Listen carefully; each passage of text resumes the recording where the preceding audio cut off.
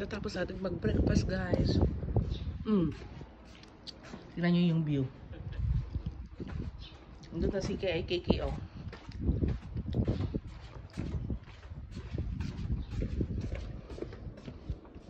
Yung mga kapitbahay natin doon. Bababa tayets. Tingnan nyo naman yung aking chinelas. Apaka-high. Careful, careful. Yung pool nila, walang panglaman. So, sa summer daw. Ayan, oh, empty.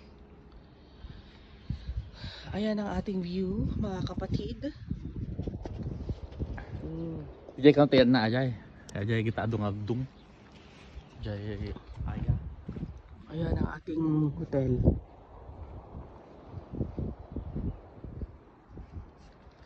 Alas 9 ng umaga ngayon dito.